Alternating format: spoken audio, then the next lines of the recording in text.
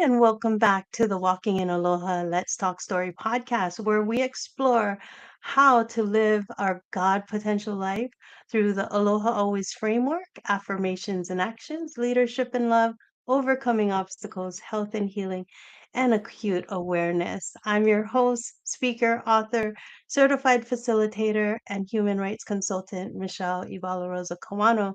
And today I have the honor of welcoming Shandra Marie Johnson, a mother, sister, emerging author, and a woman reclaiming the right to tell her story in her own voice. I have not watched the Netflix show, but I wanted to just give Chandra the open floor to define herself to us, not what the media says, beyond the headlines. I just want us to hear directly from her and who she is. So, Chandra, welcome to the Walking in Aloha Let's Talk Story podcast. Before we start, can you give our audience a little brief introduction of yourself? Yes, thank you, Michelle, for having me. This is absolutely fabulous. So I'll just say myself and Michelle met back in California and at an event. And we were talking beforehand, and she said, "You were so shy when we first met," and which was very true. I was just coming out of a very controlled, isolated environment. And so learning to talk to outsiders was like, I could appear as shy, but in reality, I just hadn't had experience.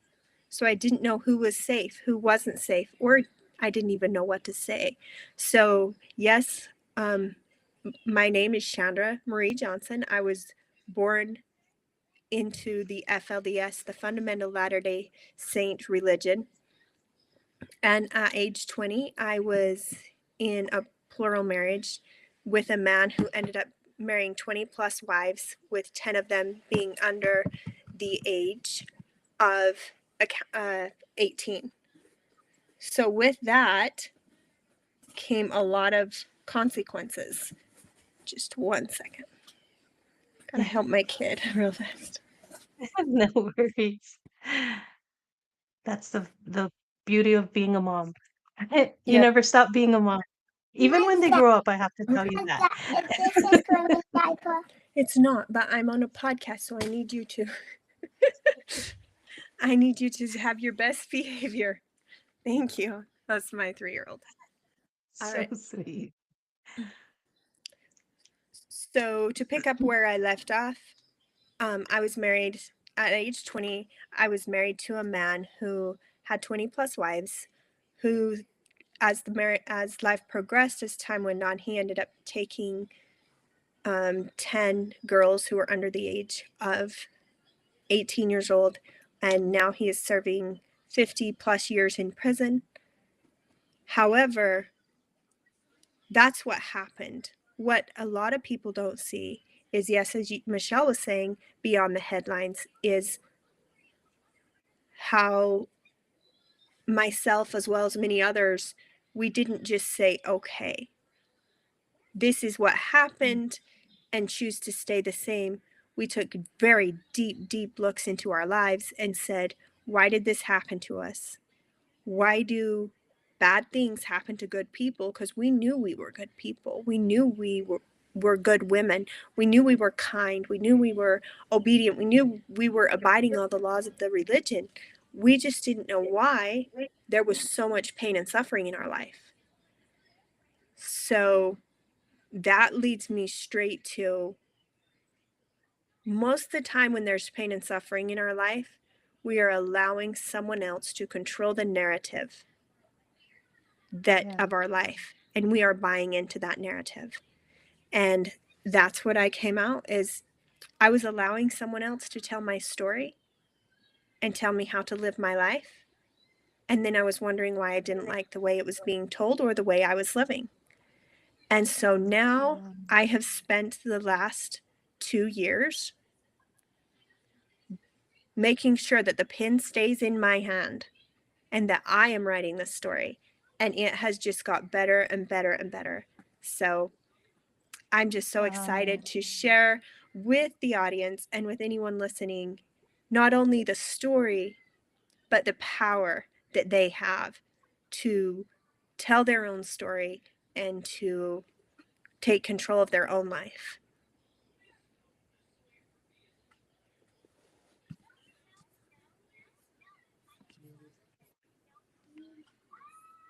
Yes, definitely. Take back and control your own narrative. That is so, so good. With the Walking in Aloha Let's Talk Story podcast, the Aloha, everyone hears Aloha. I was born and raised here in Hawaii, but Aloha has such a bigger meaning to me. I wrote my book, and God gave me the 5 steps of Aloha. And I was like in a place where I didn't feel like I could write or share my story because with domestic violence, with abuse, there's a shutting down, and I didn't feel like I could share my story. And the way that I was starting to write it out, it didn't sound like something I wanted to share because it felt like a rehash of all the bad things. And so I was like, I don't want to do this. So I prayed to God and I'm like, Lord, if you need me to write this story, if you want me to share my testimony, you have to help me because I don't know. I don't know. I've never written a book before. And when he said, I gave you everything in Aloha, that opened up so much for me. Not only did I write a book, now I have a podcast. I've been able to help other authors, 11 right now, and I just started, and their books were published in February. But I have now interviewed people all over the world. I know you mentioned that you'll soon to be an international speaker, and I've interviewed people internationally, Saudi Arabia, Africa, um, in Greece and Laos, and places that I've never been before. But it is so amazing to see how people walk in Aloha in their own way. The first A is affirmations and actions, living intentionally while taking daily action towards God's purpose. L, leadership and love, leading ourselves first so that we can serve others well. O, overcoming obstacles, finding strength through life's challenges. H, health and healing, caring for our whole selves, spirit, mind, body, and the relationships that we have with others. And the last E is acute awareness, living with wisdom, gratitude, discernment, and faith. So that is the one thing that ties all of my guests together. And I love seeing how everyone walks in Aloha in their own way. So let's start. Affirmations and actions. You have shared the message that you don't need to prove, perform, or persuade to be loved. When did you begin to believe that you were already worthy? Yeah, that's a really good question. So I'll just go back to when my oldest sister was arrested. She was allowed out on pretrial from a Utah judge, and then the Arizona judge overruled and put her back into prison. Uh, and that was just one of the toughest days of my life because I knew I was praying. I knew I was asking God for help. I knew I was doing everything I could to keep her out. And then she went back in, and I was just like, okay, something is clear off. So then I just kind of started my self-development journey, like got really serious about it. I started investing in myself. Well, about 6 months later, I just dove into podcasts, which is so exciting for me to be on podcasts because that's where my journey began. I just dove hard and heavy into podcasts. I came across a podcast of Mel Robbins and Jamie Kern Lima, and she talked about her book Worthy, and I was like, this is really interesting. And so I ended up buying the book. I never read it from cover to cover. However, I read it halfway through, and then my sister, I sent it to my sister who was in prison, and she read it cover to cover. And then because I was so busy with the kids, she would tell me what she read. So technically, I've heard the whole book, but I haven't personally read it cover to cover. Anyways, and I was just like, worthy, because that's what I was trying so hard to be, was worthy of God's love, worthy enough for him to give me a good life, worthy enough to be free, worthy enough to, have enough financial stability to go after the things I love to do. Anyway, so it kind of started about there, and I literally got a 4x6 whiteboard. I hung it on my bedroom wall, and I just wrote, I am worthy, I am worthy, I am worthy, I am worthy. And it didn't happen overnight. It's been a process, and I still to this day have to remind myself, I am worthy. And I don't have to prove, persuade, or protect, or anything to be worthy. I'm worthy just like I am. I was born worthy. Yeah. So that's it's still a work in progress, but that is one thing I would want to say to anyone listening. You are worthy of everything you desire. Go get it. Yes, so good. I read Worthy, and yes, we are so worthy, where sometimes we forget or we allow other people to instill those things that make us not feel so worthy. But it doesn't matter what anyone says, what anyone puts over you, or the titles they give you, or whatever. You are absolutely worthy. So that is so good. What is one meaningful action that helped you begin creating the life that directed your own voice? The biggest action I made was I got a new community. Amazing. Yes, that's what it was. Love And I think it. that your friends are your future. If you don't like your past, look at your friends, change your friends, and you'll change your future. That is a good statement. I love that. People forget that, it is the people that you're surrounded by, and that is something that we need to make sure to look at and not just allow anyone and everyone in, because that may not be the best for you, or as you're raising your children, for your children, right? So you want to be careful of who you allow in. And I love that you say get a new community. You got a new community because, as me coming out of the domestic violence situation, I felt so silenced that I didn't want to like explore anywhere else or talk to anyone else, because like you said already, you just don't know who is safe. But once you do find that there are people that really genuinely care about you, and that there is something else, you don't have to stay where you were. It's so impactful for your life. So I love that community is what we need. So that was the first A in Aloha, and L is leadership and love.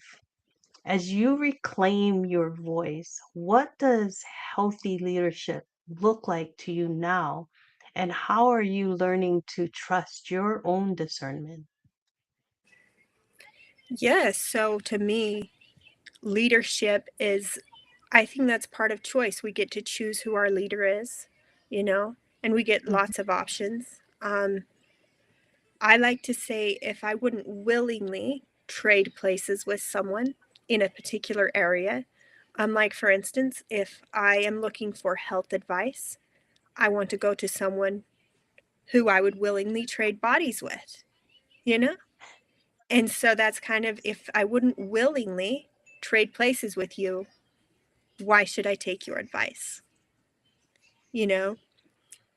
And also, leadership to me is a lot about informed consent. A leader is someone who, before they require you to consent to something, they inform you of pros and cons, of, as much as they possibly can. And then they can say, this is, leadership is so huge, because it's like, it's so easy for someone to come back and just be like, you told me so.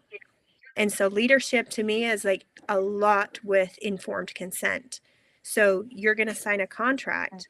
Let's make sure that we understand the things of the contract before we sign it. So leadership is knowing that maybe you have knowledge or power greater than someone else in a certain area, and using that very wisely. And then Yeah, that is. with love, love knows no culture. And that is one thing I found out, is that in love there is no separation. In love there is humanity. In love there is grace. That in love there is space for the whole human to bring the whole soul to the table.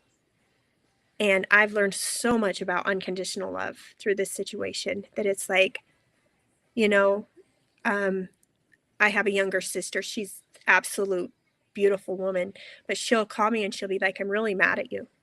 I said, okay, I love all of that. I love all the Yeah, part of you that's mad at me. I love the part of you that loves me, and I love the part of you that's mad at me, because a lot of us only love the good sides of other people. So that is true. it's so much about learning unconditional love, and love and leadership go right hand in hand. Yeah. I love that you said that if you're gonna take advice from someone, it's like, am I willing to trade places with you? Am I willing to step into where you're at? Because if I'm not, then why am I allowing you to lead me? Right? Yes. So Mm-hmm. people should really look at it just like that, where are you following someone that you wouldn't even trade places with? That's a good question that people should ask themselves, like, am I? Am I following something, or someone that I wouldn't even trade places with? Then think twice about it. So cute. Oh, so good. I love that. And love, it is so key. You know, everyone wants the highlight reels. Everyone wants the Instagram highlight life and like only that or love only that. And it's like, no, what you said was, I love all of it. The part that's mad at you and the part that loves you, because it's like, that is who we are as human beings. As a human rights consultant now, I look at all of that like, you know what? We shouldn't. You said love has no culture. Sorry, my voice. That's true. We can't judge people just because of one thing or another. It's like, who are you looking at as a whole, right? As a whole person. Can you love that whole person? Can you look at the person as a whole being, not just the parts, and pick and choose which one you want? Yeah. It's like, that is so good. So good. So, as a mother, as a sister, how do you lead with love while protecting the worth, identity, and the choices of the people that you care about? Yeah. So a lot of times, being a mom, especially to the daughters of this man who, all over the world is not known for good. And some time, it's really about planting the seeds early on, that other people's actions have nothing to do with our worthiness. Yes. That Just is so because someone good. takes certain actions, it doesn't change our worth or our value. Just because our parents did certain things, it doesn't change what we deserve. And I'm planting that early on in their minds right now. And also, just as I protect them, knowing that I can do all I can, but that they are divinely protected, that the universe loves them and looks after them, and that they are so divinely protected. And it's my job to be a role model, do the best I can, and then put my trust in a universe that divinely protects all beings. So good. So the O in Aloha is overcoming obstacles. When your world was shaken and you found yourself questioning so much of what you had known all your life, what helped you to keep moving forward? My daughters. Beautiful. That is I so had good. I had two daughters looking to me for a role model, and I thought, you know, um, they don't hear what I say as much as they see who I am. And that was my biggest driving factor. Yeah. I have to say same thing with my kids, no matter what was happening in the situation or like going through divorce and things like that, I always looked at what am I doing for my children, right? And praise God, they're all grown now, and I have 8 grandchildren and 9 coming in December. So, yes, my daughter Wow, is that's amazing. expecting another boy in December. So, when we were That's talking earlier and you said looking forward to the birth in December, I was like, "You are right." yeah. So good, so good. Ah, so you have compared freedom with learning to swim in the ocean after being raised in a fishbowl. I know what it's like to swim in the ocean. I live here in Hawaii, and so the ocean is my friend. So when you had that comparison and I saw it on Facebook, I totally understood what you meant. So what did outsiders not understand about that transition, and what helped the ocean become a little less frightening? The thing that helped the ocean become a little less frightening was when I was told it was not to be feared. Because all my life in the fishbowl, I was told the ocean is scary and everyone in the ocean is bad. And if you go in the ocean, you will be hurt. And if you go in the ocean, there's no way for you to come back to the fishbowl. And so as I met more people who were just like, no, the ocean is freedom. The ocean is choices. The ocean is, and yes, there is scary things in the ocean, but you don't have, like, if you focus on those scary things, they come to you. But if you focus on the good things and the freedom, that's what you will bring to you. And so it was connecting with another community. It was like I had to leave the fishbowl, go out in the ocean, talk to the fish in the ocean or the people out of the community Yeah. and say, like, how is this? And they were so happy. They were happy, they were free, they had lots of choices, they were doing fun things. And I was like, I want that. I want to be free like that. And they said, well, come swim in the ocean with us. So now every day I learn more about the ocean. Yeah. That is so good. So good. So, you know, you mentioned earlier about becoming an international speaker. Can you tell us more about that?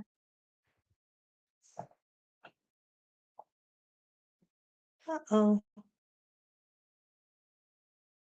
Chandra, I think you are off the camera.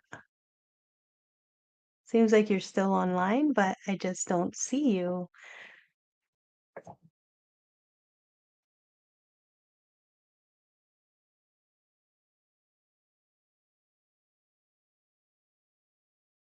All right. We will wait for Chandra to. I always, it's Chandra, and I keep messing that up my mouth. But let's see.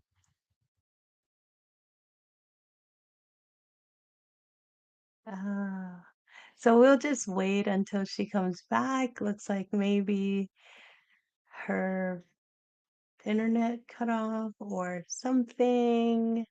We will see. But I just love how she shares and the absolute grace that she has. She may have walked through so many things that was hard, but she walked through them. And now she is on the other side and making an amazing change for her life. So let's see. I'm going to grab my phone and see what is wrong. Let me see. Um, see what's happening here. Thank you for waiting. Thank you for being patient with us as we go through this technical difficulty. This is live. So, as I've told everyone before, life happens and live is live. So, it is how it is. Okay. Um, oh, hi everyone. Thanks for hopping in and let me text her.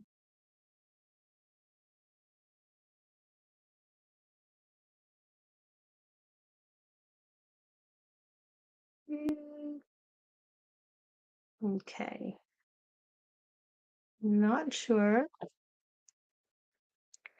what happened, but yes, like I said before, it is absolutely live. This is live and life happens. So when it does, we just kind of go on and allow that to take its place because we all know. Oh, wait, I'm trying to.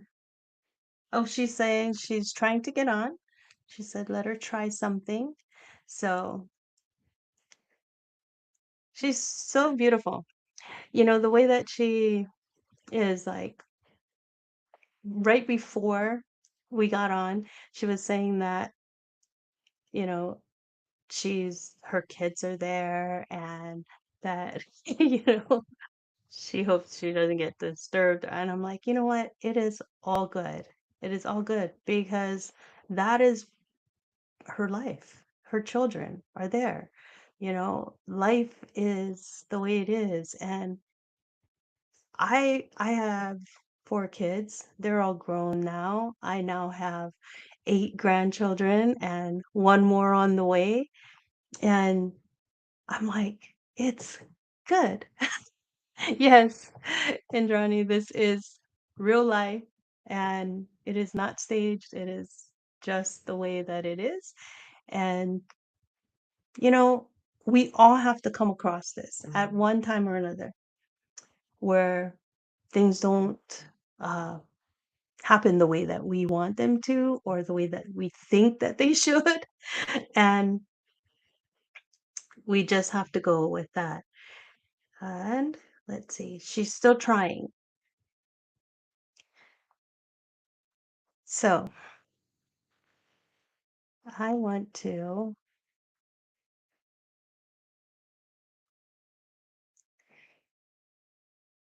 I'm gonna go over to um, the Facebook side. I wanted to, if you haven't seen it, okay, waiting for host to let her in. So she is now coming back. Yes.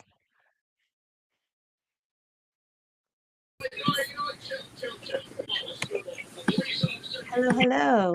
Hello. Sorry about that. Oh no, don't be sorry. This is real life. We are, you know, Yeah, talking real life. It's happening like just I now. said, that is the way it is. And I'm, I don't like worry too much about it. It's just, I'm like, as long as the guest is okay with it and they come back on, I'm all good. So, so perfect, so perfect. All right. So we talked about the ocean and we talked about being raised in the fishbowl, and I totally understand that. Like I said, I've been swimming in the ocean all of my life, but I can see. I Mhm. just that analogy in itself, I was like amazed. But earlier you were talking about becoming an international speaker, and I was like, "Yes," I love that. Can you tell us a little bit more about that adventure? Yeah, so I have been developing my speaking skills. It was one of my goals. It was on my 2026 dream board. Um, but I have this thing of like, tell the universe what you want and then just let it deliver. So last week we were filming, and David T. Fagan, which is the producer of this upcoming film, was like, I see some talent in you, and you would really serve this trip some good. And I was just like, oh, okay. I was like, yeah, that would be fun. And then one night we were leaving, and he turned to me and he said, Chandra, Kenya. And I was like, oh my gosh. So yeah, that's how it just came about. It's just like, and yesterday, then like I got confirmation on my flights. I got a lot of more things to get all lined out, but however, to Kenya next month it is. Ah, so good, so good. I have been to Kenya and I just love, okay, so I don't know if you'll have time to go on a safari, but Yeah. I did that and it is amazing. So that is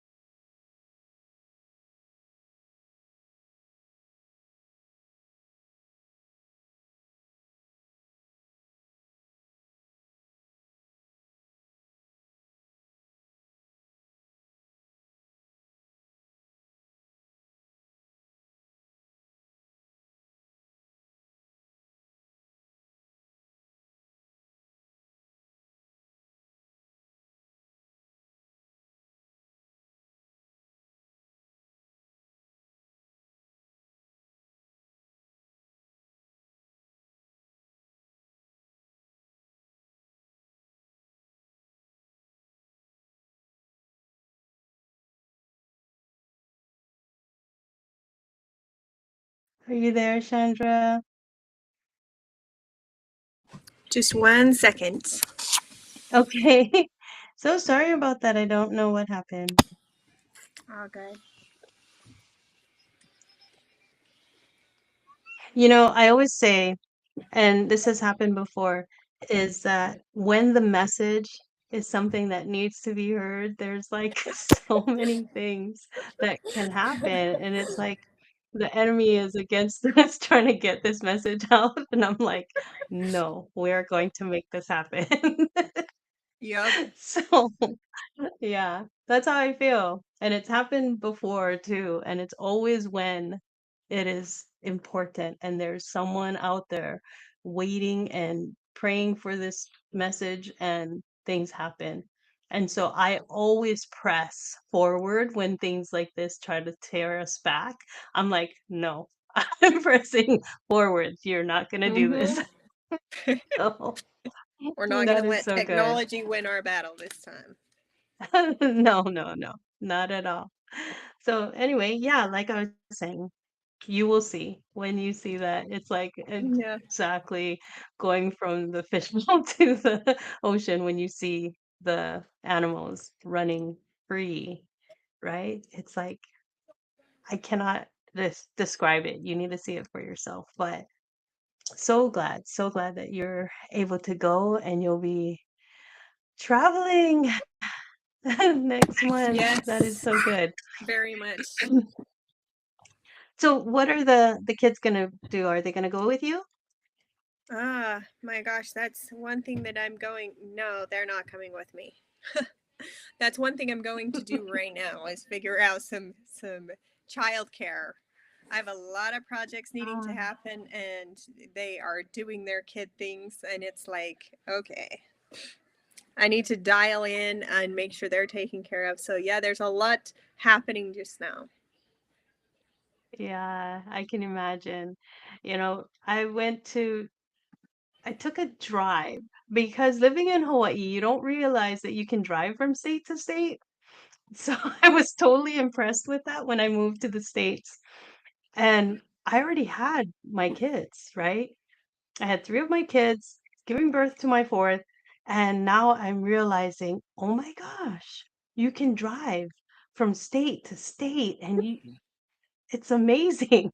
So I decided that when my son was, how old was he? He was only like 2 or 3 years old. I forgot. He was so little, the youngest one. I said, we can drive to Disneyland, right? So we went ahead and we took a drive down to Disneyland. And I thought, how am I going to run different places with four kids? And so I actually hired someone to come with us to Disneyland so she could take the two older ones and do the things that they wanted to, so I could take the two younger ones and keep them on the kiddie rides without forcing the older ones to only do the kiddie rides with us, you know? So Yeah. I totally understand about having to get things set for your children, and it's like without completely excluding them, but making sure that they're taken care of so you can do what Yes. you gotta do. So Mm-hmm. good, so good. That's the joy about being a mom. That's just how it is. So the H in Aloha is health and healing. So what does emotional safety feel like to you? And how have trustworthy people supported your healing? Wow, that question is loaded. It is packed. Um, so one thing that has helped the most is a safe space. Mhm. And a safe space where, you know, where you can say what needs to be said, ask lots of questions, and you won't have the repercussion or the judgment or um, and it's a space of unconditional love. And I found out I had to surround myself with those kind of people because there was so many things I needed to talk about, from very simple things I felt like I should already know as a 27-year-old woman. to very intimate things I feel like I should already know as a 27-year-old woman, and to be able to ask all the questions that needed asked so that I could come to peace with what was going on, and also to explore what I like, what feels safe for me, what kind, you know, what does safety look like to me. So it was very much, I went through, I like to say I went through a lot of people, but I did. I just grew out of people so fast because it was just like after it hit a certain point, I just wasn't open to them anymore. And it actually came to a point where I withdrew. I would get a coach or a mentor, and at some point I would withdraw. So finally, then one of them, Zara Mahun, she reached back out to me and she said, "Where are you and what are you doing? How come you don't come back?" And I was like, "Oh, well, I don't want you to see all of me." And she's like, "What part of you are you trying to hide?" Just one second. And I think Zara's on with us, so Yeah, she is she can hear watching you. live? Yeah. Yeah, she has sat thousands of hours to answer just question after question after question. I would dare say that she's answered close to 1,000,000 questions, if not 1,000,000, 500,000. Yeah. So So she sat good. with us in the dark. She sat with us in the light. She walked with us through our ugly. Um, hey, baby, can you go lay out there on the floor? Good job. So yes, she spent thousands of hours with us. And when I say us, is me and my older sister, and just let us just question and question and question and question. We just had so many questions. We were like I said, it was like we were into this new life, like a new baby. But it's like, imagine all the questions a new baby could ask if they could talk, you know? And Yeah. that's how it felt. She just sat there and answered questions one after another, after another, after another.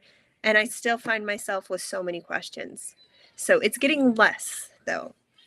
But as the questions got answered, I felt safer in the ocean. As the questions got answered, I felt safer with myself. I started to trust myself again.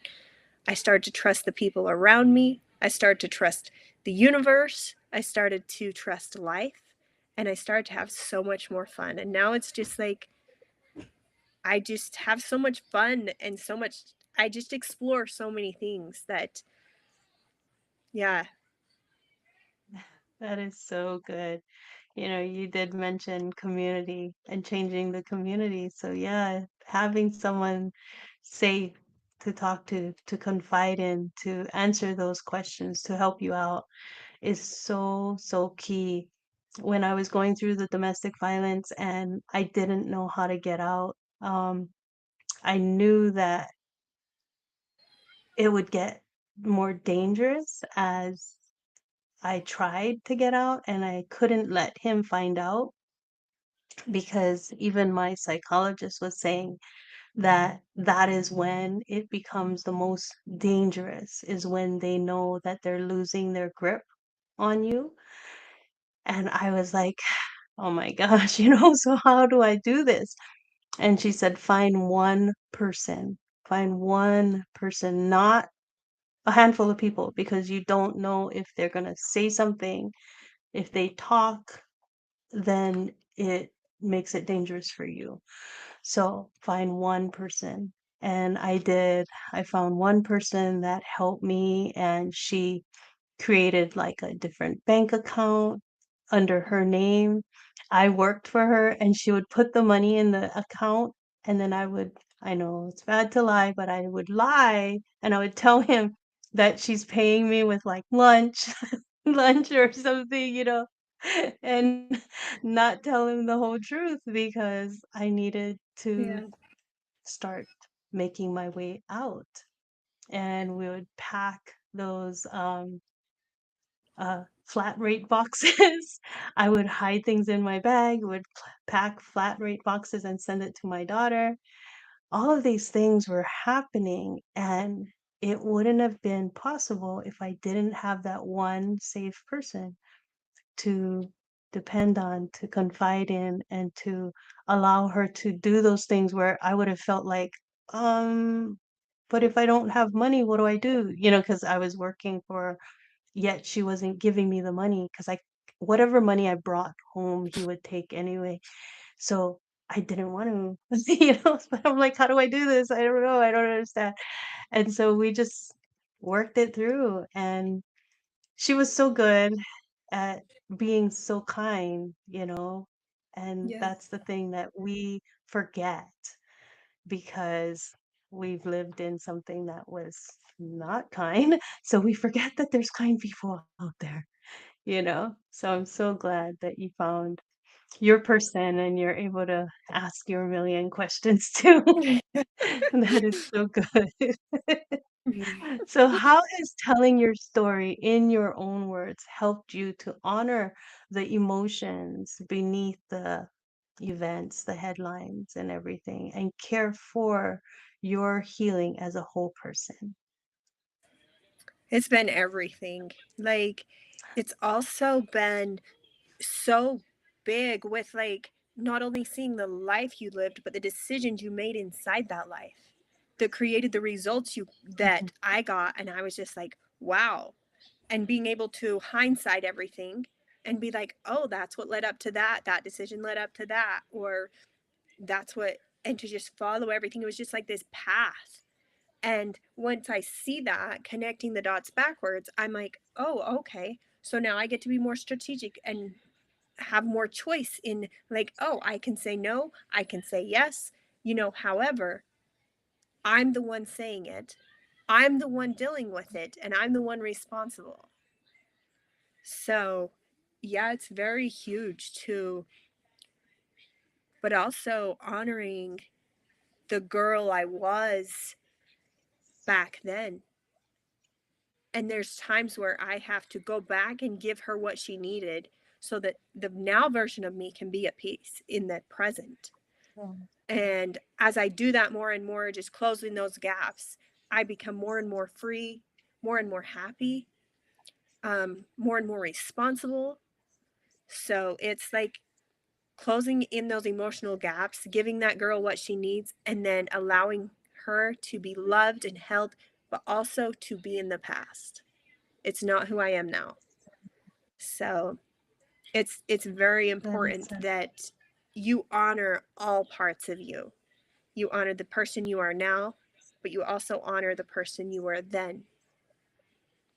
yes, that is the key because it's like I know for a fact that my message now can go forth and help other people, right? Mm-hmm. But I had to take care of what happened in the past because if I couldn't talk about it today, I wouldn't be carrying the message forward.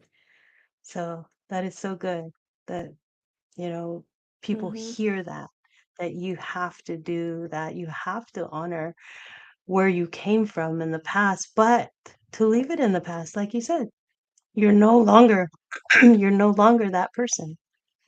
I'm no longer that person. But we can't say that that never happened or ignore it, you know, because it did happen. Yeah. So that is so good. So good. Huh. Now, acute awareness. That's the last A in Aloha. How do you hold love for genuine memories while also recognizing and telling the truth about control and harm? Yeah. So the first thing I would like to say is all love is valid and all pain is Mhm. valid. Yeah. And so you Mhm. can say, I was in labor, I was in a lot of pain, but I birthed the best thing in the world. And that moment of that baby on my chest, it was like so much love. All the pain went away. They were both valid. It's learning to hold them both and hold space for both of them to not say because there was pain there was only pain, or because I have to say because there was love it was only love. I'm able to Right. say there was pain and there was love. There was good and there was hurtful things that happened. And Mm-hmm. also to, as a parent, to say, do you know what? It was my parents' first time being parents, you know? And to hold space for both of them. And I think that most of us like to put a right or wrong onto something, especially our emotions. And so when it comes to the pain and the love, it's like, is it right or wrong to feel pain? It's like, it's part of human life. So that is the chapter that is being written in the book right now, is, was it love? It has been the hardest, longest chapter to write. Because how do you explain that to someone? I did love him. I'm the mom of 2 of his kids. Mm-hmm. I did have special moments with him. And now, did everything that happened, was it good? No. The mass majority wasn't. And it was like, but do I still treasure those memories? Do I still honor and respect and treasure that moment in the delivery room when my first daughter was born, it was like the literal time of my life? I do. He was there. He held me. I held him. And it was just such a beautiful moment together. And so I just have to hold space. It's learning to hold space for both of it and learning to give myself what I need now Mm-hmm. and in the past. Yeah. That is so good to say because even for me, I know that there was good times. There was special moments, and you can't deny that it happened. You can't pretend that all of it was bad just because what's coming out now, everyone, and I think, no, I know that people really like to hear the bad stuff more than the good, Yes. right? And it's hard to say, but people do. It's like more attractive to the world that we talk about all the bad things or whatever. But yeah, look, you have her. You have your babies. So those kind of things, they do matter. They do matter. And that love that you have, you're going to portray that on them, you know? Mm-hmm. It's like Yep. if you only carried the bitterness and only took in all of the wrong things and never remembered all of the good things, then they would know it too. And Yes. so the way that you live your life now, you're like, no, you can hold space for both. You can know that there was wrong. You can know that the things that happened were wrong, but the love that you share with your children and the love that you share with the world is important, and that's what they're going to see. So that is so good. I love it.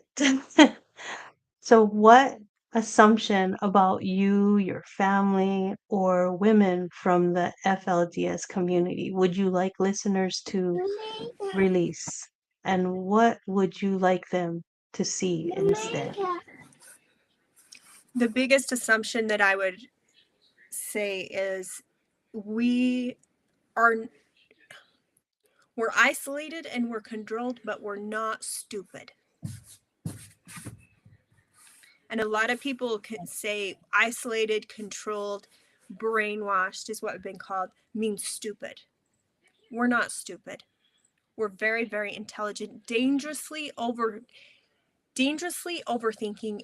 I don't know that I know any. Very few women from the community are not overthinkers. Mm-hmm. And like they, just 1 second. She's falling asleep in my lap just now. Uh-huh.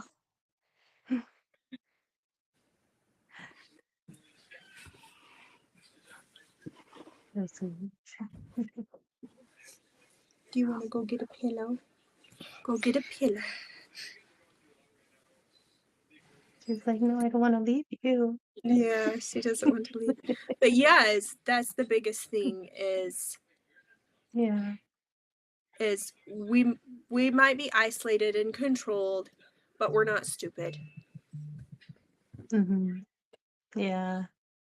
It's like that's the worst that you can do is to assume something like that. Like, oh, how, for me, like, how dumb of you to stay, Yeah, right? It's like, no, it's not, it's not that.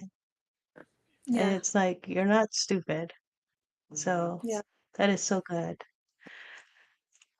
So tell us about the real lives of short Short Creek Wives, the book, and Yeah. why is now the right time for this book?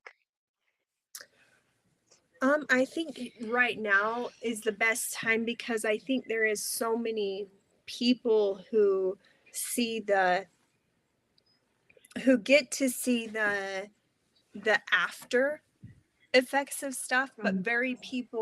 very few people get to understand. Hey, are you gonna sit down on mommy's lap? Huh? You're in She our wants to broad. show her shirt. Oh, do you want to show your? She's like, I like my heart on my shirt. Yeah. I Go like get it your too. blanket and come lay on mama's lap. Yeah, go get your blanket. No? All right. I want to see So, your pillow.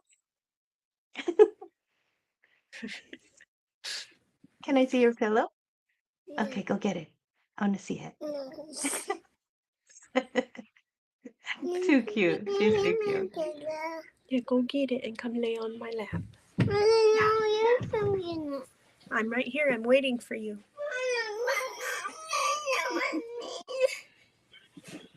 You're okay.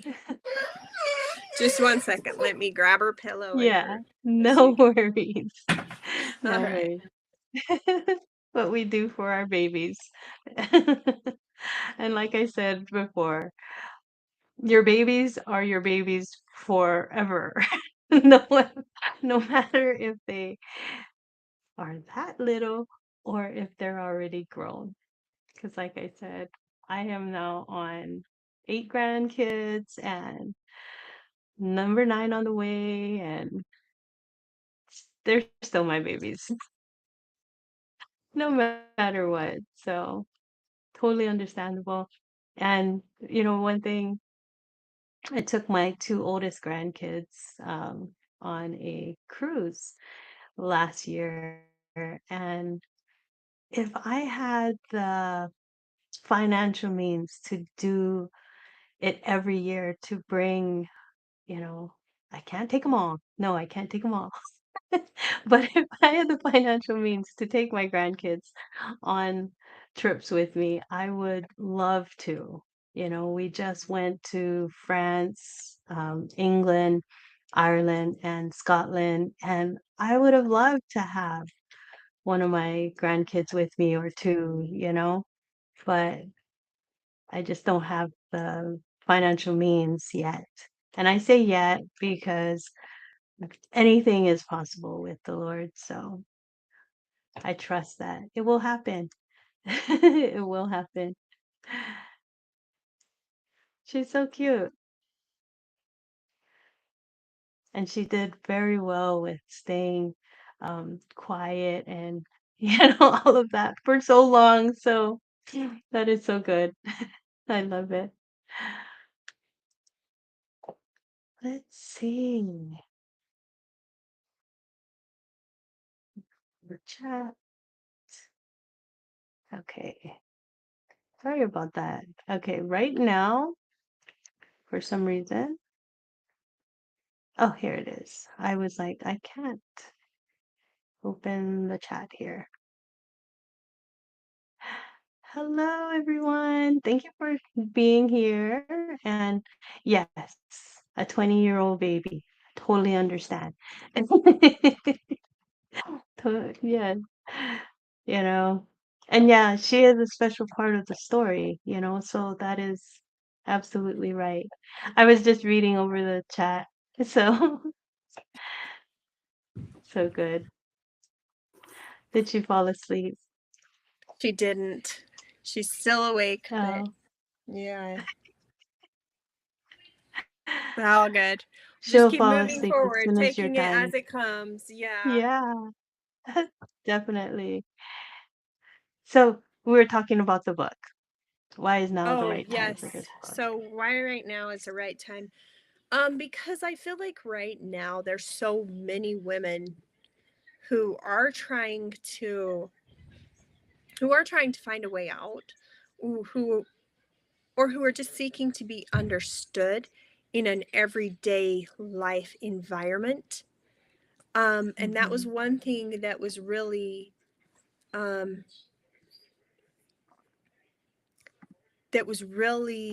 difficult to do, is to, like, a lot of people tell their story in hindsight.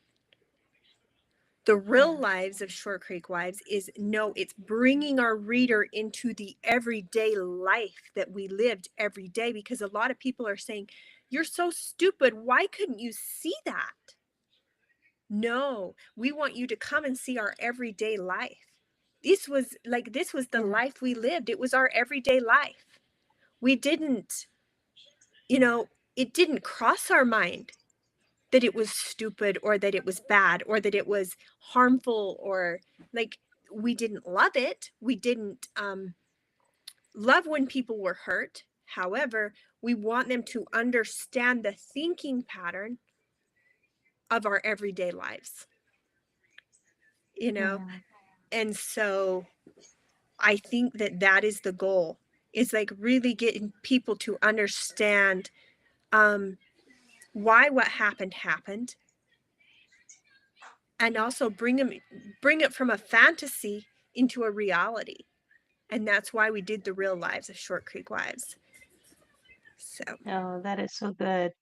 Yeah, because, Hollywood or, media can change so many things, but to hear the truth is always so important, and like you mentioned before, you want to be able to hold that pen and write the narratives of your life, not allow someone else to dictate all of that, you know, and it is more harmful to allow that because then people start believing something that is not true, you yes. know. And I mentioned that before, even with me. If I didn't speak up to tell people the truth and write my book, nobody would know. They would, assume and believe what was said before me. And I'm like, Mm-hmm. no, it is too important. Your voice matters. What you went through, your side of the story matters. So, yeah, that is so good. So, tell us about the filming connection to your story. What are you comfortable sharing about the project? Yeah, so the film was just like, we were looking for a publisher for our book, and we ended up meeting David T. Fagan, who is the owner and operator of a top talent agency. However, he said, I just watched the Netflix documentary, and he said, I think that the women in this story deserve a voice, and I would love Mm, to give them that opportunity. So yeah, it's more than just me and Marana in that. You're going to see a lot of the other women. mm. Um, Also, it was done with our consent. The other one wasn't done with our consent. So um, this one, we signed consent forms. We agreed to be on camera, and we agreed to have our face put out there and to tell our story.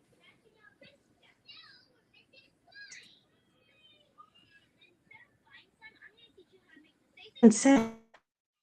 Oh, I don't understand how is it like possible to do without and you know it's like how can they do that and portray someone's life and not hold the truth and not have the people who Yeah. are actually involved consenting.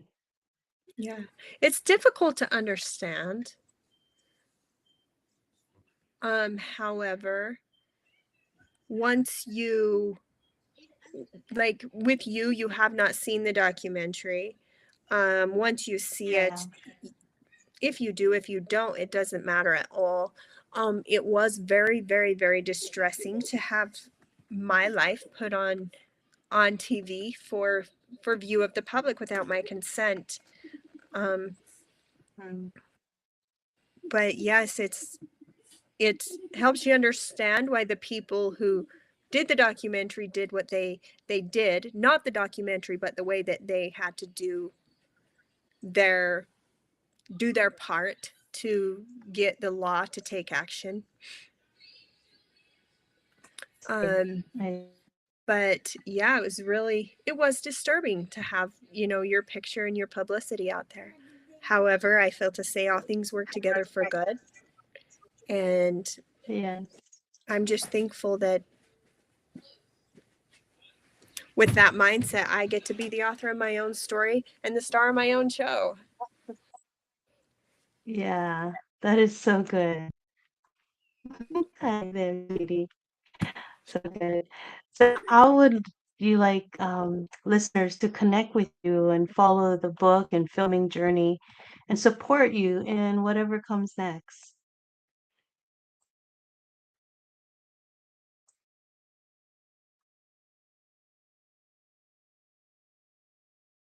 Oh, you're muted, I think.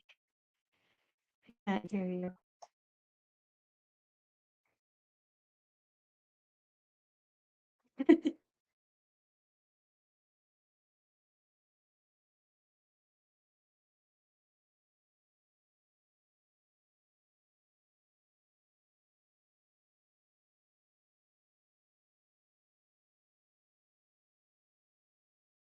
You're nothing. Can you still hear me? Yeah. Okay. Looks like your microphone is still on. I'm just not hearing you. So let's try and see.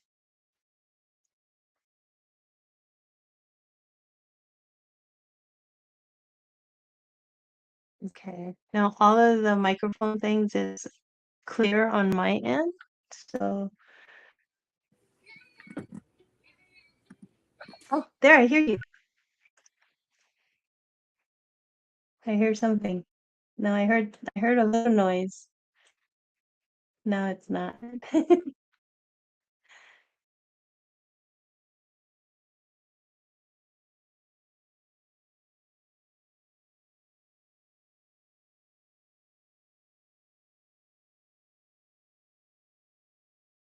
All right. So,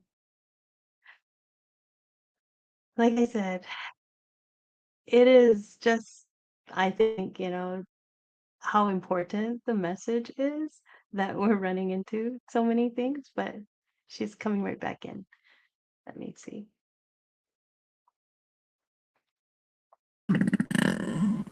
All right. Can you hear me now? Yes, there you are. Okay. Yes.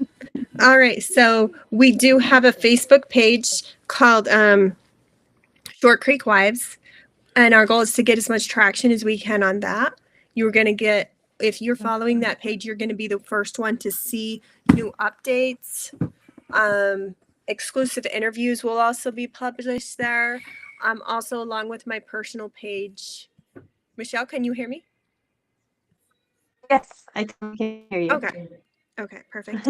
You just froze on your screen, so I just wanted to make sure. So yeah, my personal page. I also have an Instagram handle that I can drop to you, Michelle. I also am on TikTok. Okay, yeah, and I will put that in. So yeah, any of those platforms, you're welcome to follow me. However, if you do follow Short Creek Wives, you will be the first to get access to the platforms. Mother, can I play with that? I will talk to you in just a tiny minute. Can I play with that? I'll tell you where it is after we're done, okay? Yeah, so that Short Creek Wives one is going to give you exclusive access to, you'll be the first one to get any new interviews, any new information on the book. You will also be included in, like, we may ask questions like, what is the most curious thing you want to know about, the book, or different things like that. You'll be able to, will be more engaged in the conversation. However, on my personal page, I will engage, but I have a lot of, I can't engage with everyone. So Yes, yeah, I do the best I can. that is great. And yeah, That is thank you great. for all I will that. put that in the show notes so everyone will get that. Okay. And when is the book coming out? December of 2026, hopefully. If not November, if not the end of November, it will be around the 1st of December. Around the first 2 weeks of December. We don't have an exact release date quite yet. That's the goal. Okay. And is the film coming out the same time, or? Yes, we're trying to get them to come out at really close to the same time. That is going to be great. Yeah, So we're good, super so good. excited. Like I said, I'm pregnant due in December with a book and a film. That is amazing. Uh, you know, I just want to say thank you for sharing all of this, sharing your story in your way, because that is so important. But thank you for trusting me with your voice and allowing us to see the mother with your baby right there, sister, author, and the courageous woman beyond the public story. Because your willingness to speak reminds us that even when everything around us is shaken, you can still find trustworthy people, stand for what is right, and choose that next brave step. So, to everyone who's listening, your voice is your superpower. Never forget your voice. You do not have to cross the ocean alone, and you do not have to remain inside of the pond that no longer holds who God is calling you to become. So keep choosing courage, choose trust, a trustworthy community, healing, and purpose. Shandra, is there anything else you want to tell the audience before we leave today? Not that I can really think of. It's just keep going forward. It's my kid again. God can't steer a parked car. So stay moving, stay in motion, stay in action. God cannot steer a parked car. Yes, amen to that. Everyone, thank you again for joining us here on the Walking in Aloha Let's Talk Story podcast. Thank you, Shandra. Thank you to your little baby that shows the beautiful mom that you are. And everyone, she heard. Until next time, and until our next amazing guest. God bless you all, and keep walking in aloha. Ahui.